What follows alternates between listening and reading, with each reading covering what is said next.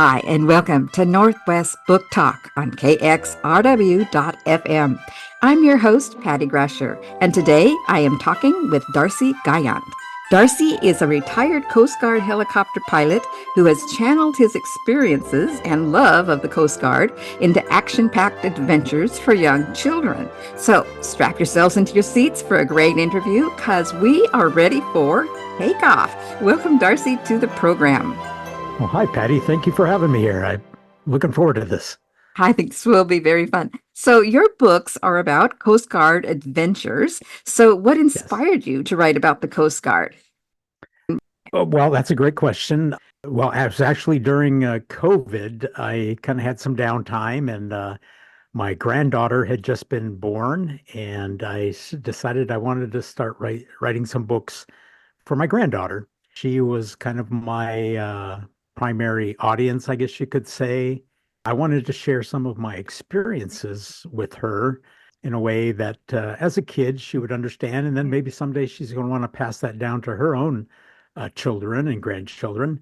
When it comes to writing a children's book, I figured, well, why not just tell the stories that I'm most familiar with? So all of my stories in my children's books are all true stories. They're actual rescue missions that I flew on and performed.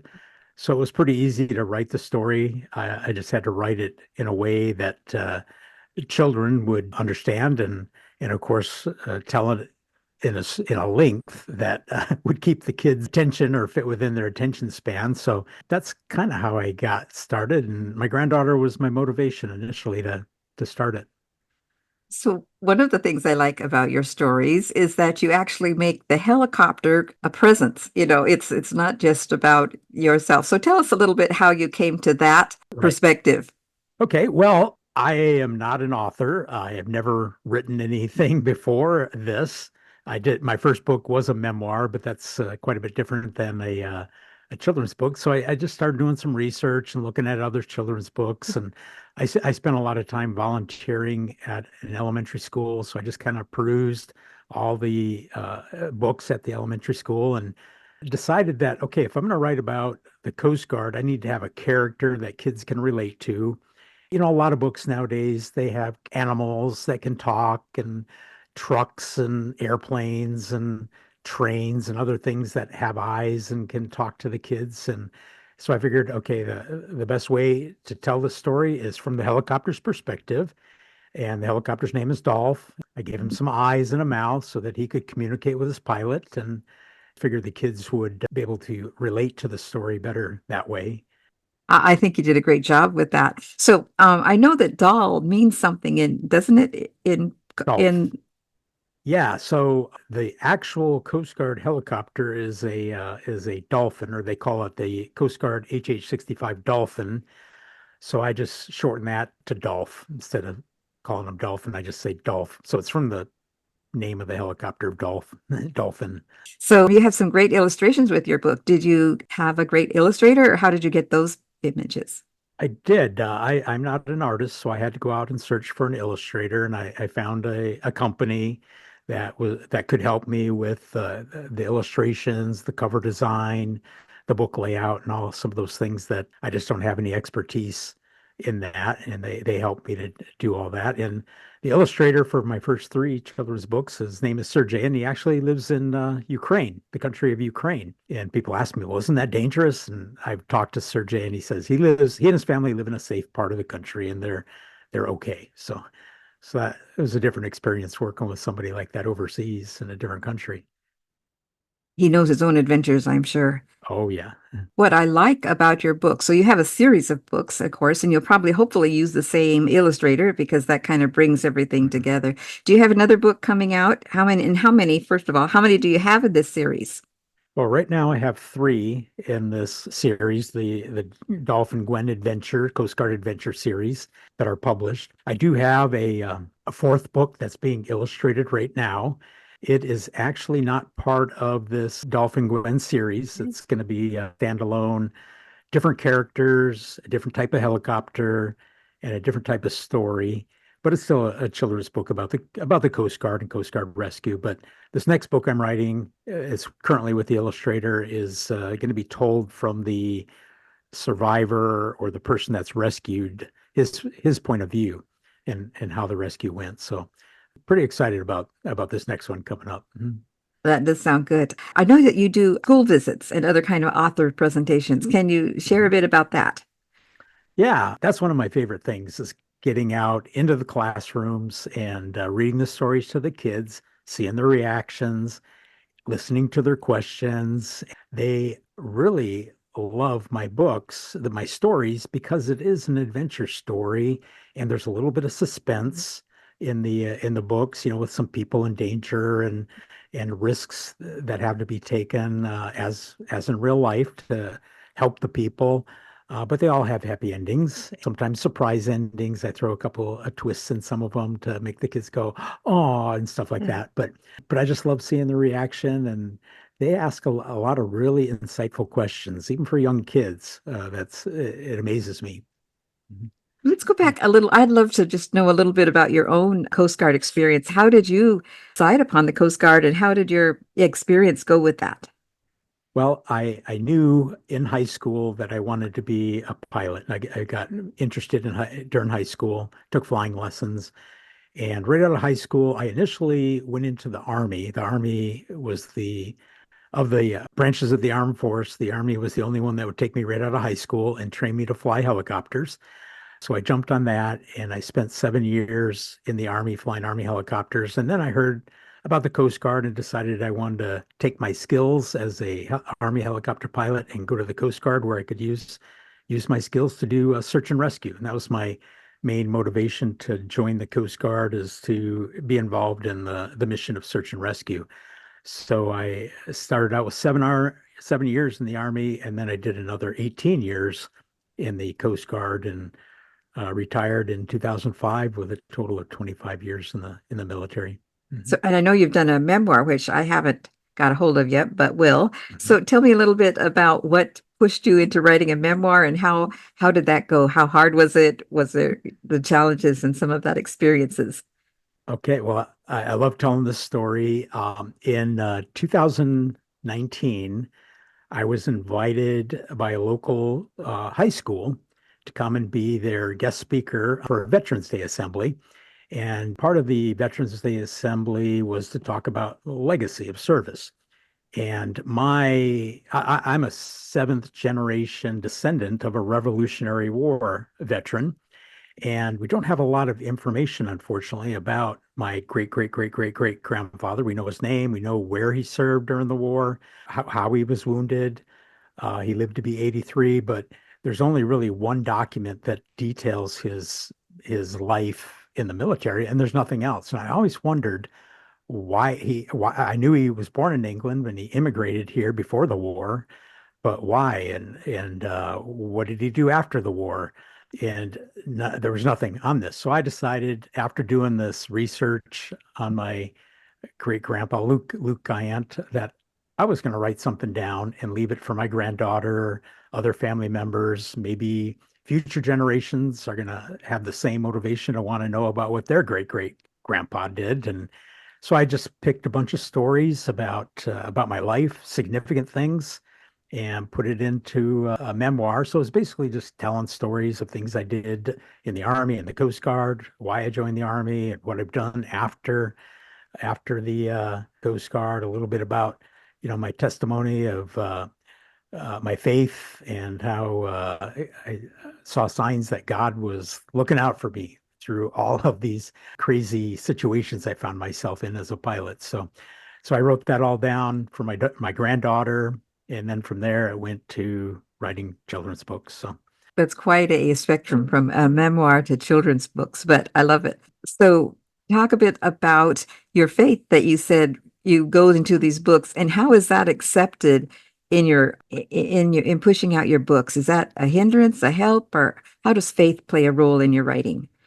Well, faith is central to my memoir, and anybody reading my memoir is going to see just about every chapter. I'm talking about the impact that my faith had and the hand of protection and all that.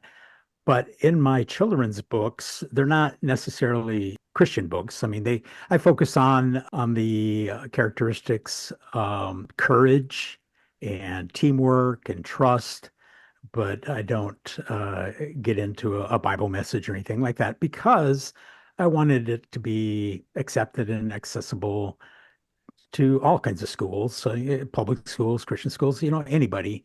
And I wanted the focus to be on teaching the kids about the Coast Guard, about search and rescue, and about sacrifice, taking risks to help other people, which is what the Coast Guard does.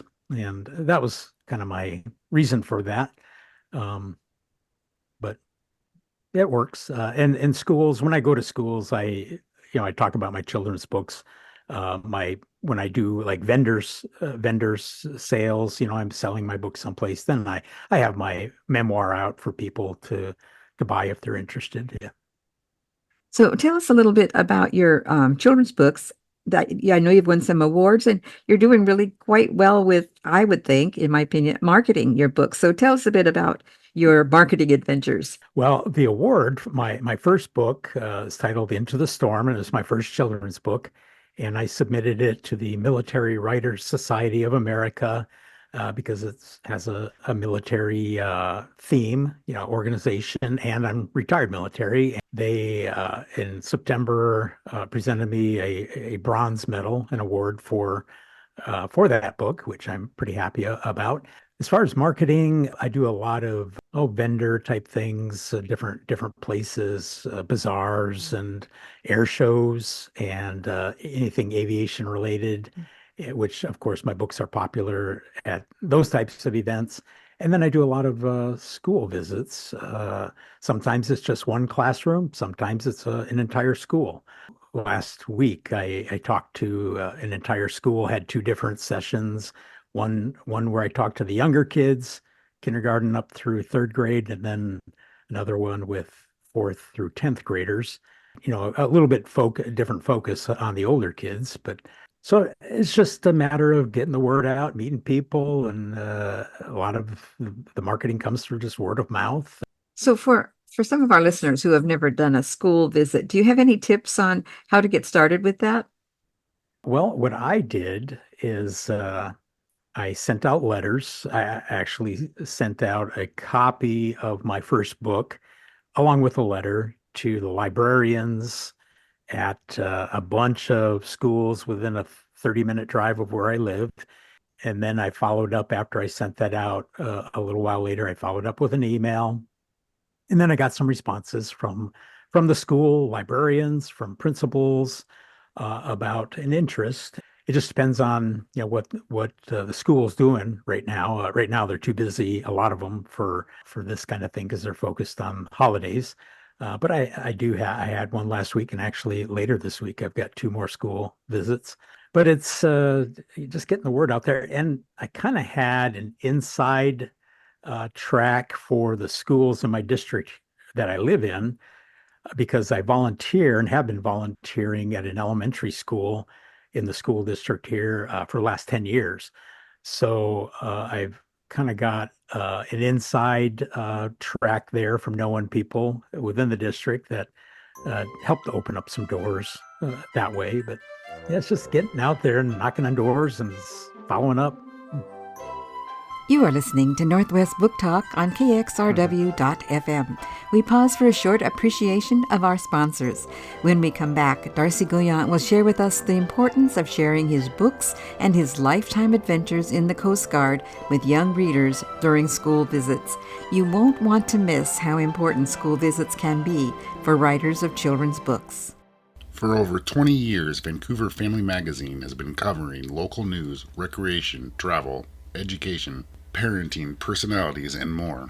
We connect your family to people, places, ideas, organizations, helpful resources, and local stories. Pick up your copy every month at over 300 locations all over Clark County, or read online at vancouverfamilymagazine.com. Follow us on Facebook, Instagram, and X for even more local news and family fun at Vancouver Family. Furry Friends is a Vancouver, Washington 501c3 nonprofit, volunteer-run, no-kill cat rescue and adoption organization. They strive to help cats in the Vancouver-Portland metropolitan area receive the medical services and companionship they need. Their mission is to rescue abused, abandoned, or otherwise homeless cats and house them in a safe, healthy, and socialized environment until they find new forever homes for them. For more information about Furry Friends, please visit their website at furryfriendswa.org. KXRW programming like this is made possible with the support of The Columbian, proud to be Southwest Washington's leading news source. Since 1920, the Campbell family has owned and operated The Columbian and ensured its award-winning news coverage. For the most thorough daily coverage of local news, national news, and local sports, both in print and online, and for subscription information, visit Columbian.com. That's COLUMBIAN.com. Welcome back. I'm Patty Grasher, speaking with Darcy Guyant, retired Coast Guard commander and now children's book author. Can you tell me have you had any follow up with the kids? I know you have this activity book, and I want to cover that. But what's have you had any follow up with the kids that interested maybe in going in the Coast Guard or something else? Oh yeah, and that's part of the fun part of going into schools is especially the school where I volunteer and I see the kids every day. I've had kids come up to me and ask me, Mr. Darcy, all the kids call me Mr. Darcy. When's your next book coming out? What's it going to be about? Or I had one young man tell me, "Oh, Mr. Darcy, I am obsessed with your book." And so I get feedback like that from the kids. And then I run into the kids in places like Walmart or the grocery store, and they're like, "Oh, Mom, look, it's Mr. Darcy," like I'm a celebrity, and that's so much fun. And they want to come up, like they're like shy, but they want to come up and talk to me. And so those kind of reactions are a lot of fun. And I have had some people, actually some teenagers that I've met in different venues, like at air shows, that are interested in aviation. They've read my memoir, which goes into aviation quite a bit, that say, yeah, they're interested. In fact, the school visit I did last week with a 10th grader came up to me and said he's in the Civil Air Patrol and he's going to go to Embry-Riddle Aeronautical University, which is where I went, and he wants to fly jets in the Air Force. And I said, well, that's okay too. Helicopters are really where you want to go, but hey, if you want to fly airplanes, that's fine too. So yeah, I get a lot of great feedback, and that's the best thing for me is just talking to kids and encouraging them. And I actually had one little girl. She was a first grader when she first heard my book.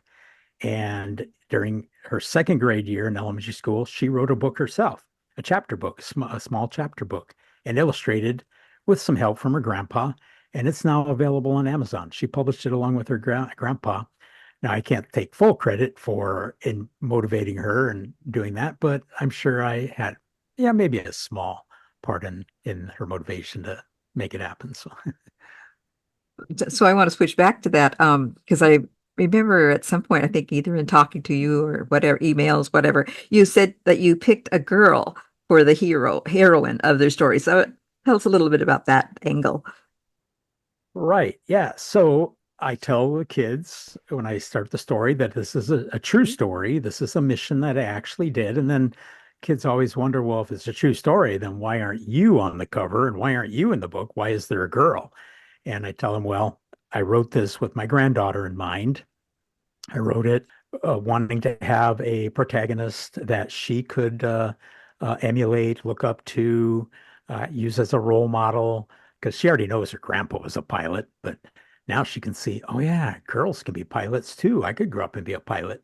I don't know if she will, but that I wanted to reach girls too, let them know that yeah, girls can fly just as well as men and boys. So that was my motivation behind that. I think we need both of that, so it was good. Yeah. So tell us a little bit about your activity book, which sounds like you offer a free activity book, and it looks like it's just kind of power packed with all sorts of things for kids to be interested in. Right. Yeah. So I wanted to have something besides just reading the story. So I put together a bunch of coloring pages and other activities for younger grade levels that are just learning how to write. And then I expanded it to some mazes and puzzles and other types of things that older kids, third, fourth grade level might like to work on. I do sell the book at basically cost because I want kids to have it. But if somebody signs up for my website for my newsletter, I email them a PDF copy of it, and I've put in the copyrights that if you can use this at home, print as many copies as you want for home use, or for teachers if they want to use it in their classroom, it's printed in there that yeah, you have the copyrights say yeah, go ahead and make copies if you want to, because I know teachers might do it anyway even without permission, but now they've got permission to do it and don't have to worry about it, and I'm happy that they do. I hope they do use it because there's some fun things in there I think kids would enjoy. So I think even though you do a lot of free stuff, I think it's still, I bet anyway, paid off in selling more books and getting your name out there to a wider audience. Yeah, it definitely helps. I had an event on Saturday. No, what day was it? Yeah, that was Saturday, up at a children's museum, which they actually found out about me through the event that I did with you down there, and they found me on your website, the Northwest Book fun. Yep. Yeah. Authors Connection or whatever the name is. So they contacted me and they wanted to do some Veterans Day focus on over the weekend. So they asked me to come and read my books as a veteran. So I did. I went up, spent several hours. It was actually 2 hours north of here. So it was a little bit of a drive, but it was so much fun. And museum has a gift shop. So they bought a good amount of my books to stock in their bookshop to sell to parents as they're passing through looking for gifts for their kids. So yeah, I went up there to talk to kids and read stories in the bookshop. Ended up buying my book. So So do you think you'll ever write books for even for adults, like adventure stories for adults, or take your memoir writing to a level that's just a little bit more? honestly, no. I have no motivation to do that or desire. And the reason is I how do I say this? I don't really enjoy writing fiction. It was easy for me to write the memoir because it was stuff that I knew about and I did. I didn't have to make anything up. And the same thing with my children's books. It was a story. So I was just telling a story and I wasn't having to create characters and, all the things that an author has to do. And I enjoyed that. But trying to do anything beyond that, that's just not my thing. So I think I'm going to stick with stay in my lane and do what I know, and feel comfortable doing. When you did your first book and you're following up books, did you have an editor? Do you have anyone that kind of got you to make, because it's a book that's really well done. It's really well put together. Yeah, yes, definitely have to have an editor. I found out very quickly that I am not a good proofreader and editor of my own work. And I found an editor through doing some research online, found somebody that was good at children's books, and I've used her for all three of my children's books, and she is wonderful. I would drop her name, do a shout out for her, but my mind is going blank and I can't remember her name at the moment. But if anybody wants to know, contact me and I can direct you to her. Well, we have follow up after this interview where I ask questions that we submit website. And so but we can always give those links there on the website. So that would be great as well. So I think this has been a very, very fun interview. So for our final question here, Darcy, it says you help Mhm. your books, I think, help kids to and be encouraged to read, maybe. And I think maybe some young boys, because sometimes they're so full of adventure, young boys and young girls, but they're kind of the kind of adventure that I can see a kid who's not interested in fairy tales. So how do you think your books help foster that? Well, that is it exactly. My children's books are a little bit different from your typical children's picture book in that, there's no glitter and fairy tales and talking animals and stardust and things like that. It's real life, real people, except for the helicopter with eyes, and they're based on actual situations of people in trouble and then somebody having to go and help those people in trouble and deal with the challenges that come along with that. So there's adventure, there's some stress and tension in the story, which really engages the kids because they want to know what's going to happen next. Are they going to be okay?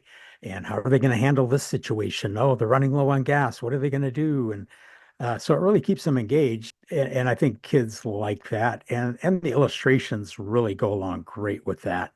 In all three of my children's books, the colors and the images, really help to capture and keep their attention. So it's just a great book for pretty much all kids are looking for some adventure or something different. Yeah, I think it's a great book. I think it's can be a great read aloud book, as well as for kids who are already engrossed in it. And so, so thanks, Darcy, for sharing this talk. I think it's going to be well accepted for a lot of listeners. So thank you. Great. Oh, you're very welcome. Thank you for having me on. I appreciate that. You've been listening to Northwest Book Talk on KXRW 99.9 FM. That's all the book talk we have for today. I want to thank my guest, Darcy Guyant, for sharing with us his books for kids and his memoir and his continued writing journey. To find out more about Darcy, visit my website, nwbooktalk.com. That's nwbooktalk.com, and click on Author Interviews.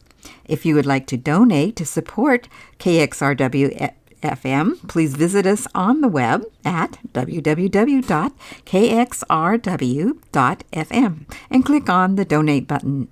For all the volunteers and supporters who make community radio possible, this is Patty Grasher, and I want to thank you for listening, and I look forward to seeing you again right here on Northwest Book Talk. Thanks for tuning in to Northwest Book Talk. I hope you've enjoyed today's interview and, as always, found some inspiration, insight, or maybe even a new book to add to your reading list. I really love being able to bring you conversations with talented authors and experts from across the literary world, and I truly appreciate you being a part of this community. So if you've been listening regularly to Northwest Book Talk, you know that we're all about connecting with readers, writers, and everyone who loves books in the Pacific Northwest and beyond. But I also want to make sure that you never miss an episode. So whether you're new to the show or a longtime listener, I'd love for you to stay connected. And one of the best ways to do that is by subscribing to our newsletter. It's free, and it's a great way to get inside information about upcoming episodes, behind-the-scenes details, and some exclusive content you won't get anywhere else. I'll send out updates with information about upcoming guests, sneak peeks into our latest shows, and even recommendations for books you might enjoy based on the interviews we've had. And if you're someone who loves the literary community like I do, you'll also find plenty of opportunities to get involved. We occasionally host giveaways, book clubs, and even virtual events that tie into the conversations we're having here on the show. You'll get all the details delivered right to your inbox. But what I'd really love is for you to become a part of the Northwest book community. I want to hear from you. What are your favorite books? What authors should I have on next? What topics or themes are you curious about? When you subscribe, you'll be able to interact with me and other listeners and even suggest future guests or ideas for the show. Your feedback helps me shape the program and brings you more of what you want to hear. So if you haven't already, head over to our website, Northwest Book Talk, sign up for the newsletter, and make sure you're always in the loop. You can also follow us on social media, Facebook and Instagram, to get updates and join in on the conversations. Thank you so much for being part of the Northwest Book family. I'm so grateful for every listener, and I can't wait to continue bringing you more of the stories that matter in the world of books and writing. Until next time, keep reading and stay inspired.